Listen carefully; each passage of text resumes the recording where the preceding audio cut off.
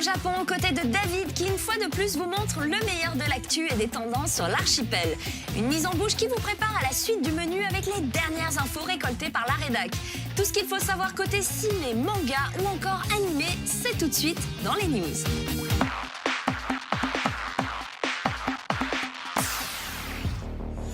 Konnichiwa, salut à tous. Aujourd'hui, nous sommes dans la préfecture de Chiba, au centre de convention Makuhari Messe, pour l'événement Tokyo Comic Con. Alors, comme son nom l'indique, Tokyo Comic Con est une convention surtout dédiée à l'univers des films et des comics américains. D'ailleurs, il y a plusieurs acteurs qui ont fait le déplacement.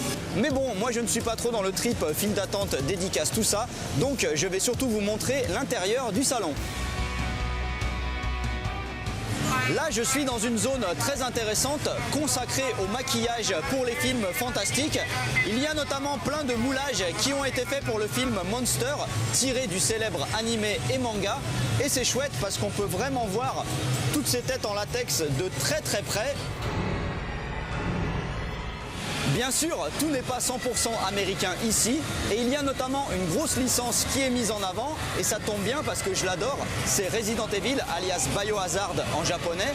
Pourquoi? Eh bien parce que récemment Resident Evil 7 est sorti en jeu vidéo et puis en 2017 ce sera la sortie d'un nouveau film au cinéma et d'un nouveau film d'animation.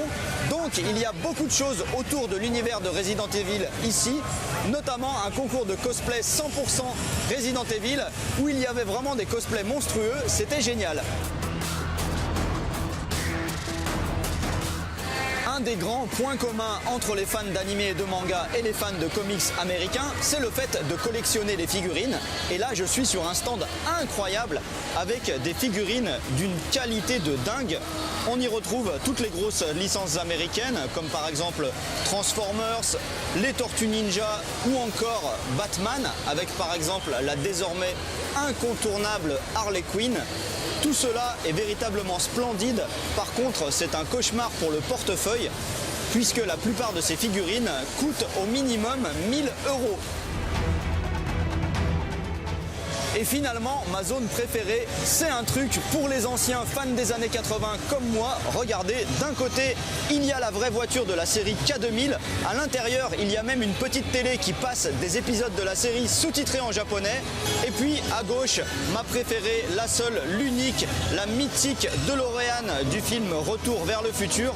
Et en plus, elle est vraiment bardée de détails, puisqu'à l'intérieur, il y a même un almanach des sports de 1950 et les chaussures de Marty McFly. Voilà, c'était bien cool cette Comic Con et en plus, il n'y avait pas trop de cosplay de Harley Quinn. Il y en avait, mais pas trop. Allez, à plus, bien, mais...